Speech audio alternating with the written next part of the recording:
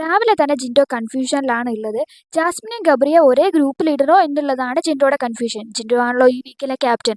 അതുകൊണ്ട് തന്നെ ഗ്രൂപ്പൊക്കെ തിരിക്കാനുള്ള സമയമായിട്ടുണ്ട്. അപ്പോൾ ജാസ്മിനെയും ഗബ്രിയെ ഒരേ ഗ്രൂപ്പിലിടണോ അതോ അവരെ സെപ്പറേറ്റ് ആക്കണോ എന്നുള്ളതാണ് ജിൻഡോയുടെ കൺഫ്യൂഷൻ.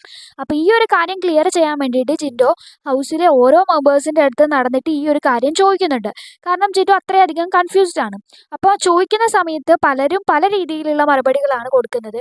അതായത് അൻസിബയൊക്കെയാണെങ്കിൽ പറഞ്ഞത്, ഈ ഒരു കാര്യങ്ങളൊന്നും ജിൻഡോ ഞങ്ങളോട് ചോദിക്കേണ്ട ആവശ്യമില്ല. റൂൾസിൽ എന്തെങ്കിലും മാറ്റം വരുത്തുന്നെങ്കിൽ അത് മാത്രം ഞങ്ങളോട് പറഞ്ഞാൽ മതി.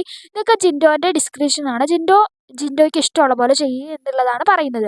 അപ്പോൾ ജിൻഡോ പറയുന്നുണ്ട്, എനിക്കറിയില്ല എന്ത് ചെയ്യണം എന്ന്, അതുകൊണ്ടാണ് ഞാൻ നിങ്ങളോടൊക്കെ ചോദിക്കുന്നതെന്ന് പറയുന്നുണ്ട്.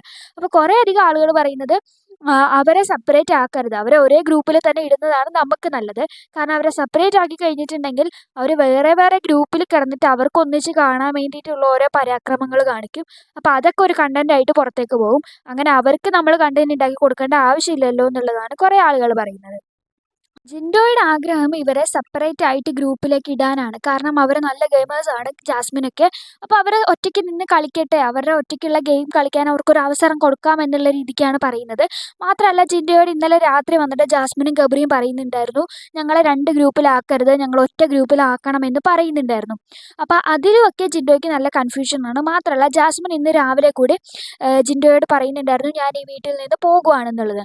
അപ്പോൾ അത് ജിൻഡോയ്ക്ക് ഭയങ്കരമായിട്ട് വിഷമായി. കാരണം ജാസ്മിൻ ഒരു നല്ല ഗെയിമറാണ്. അപ്പോൾ അവൾ എന്തിൻ്റെ പേരിലാണ് ഇങ്ങനെ പോകണം എന്ന് പറയുന്നത്? അവൾ ഇവിടെ നിൽക്കേണ്ട ആളല്ലേ, അവൾ ഇവിടെ നിന്ന് കളിക്കട്ടെ, ഒറ്റയ്ക്ക് കളിക്കട്ടെ എന്നുള്ളതാണ് ജിൻഡോയുടെ ഒരു ആഗ്രഹം എന്ന് പറഞ്ഞാൽ. അപ്പോൾ അതിന് വേണ്ടിയിട്ടാണ് ജിൻഡോയ്ക്ക് ഒരു കൺഫ്യൂഷൻ വന്നത്.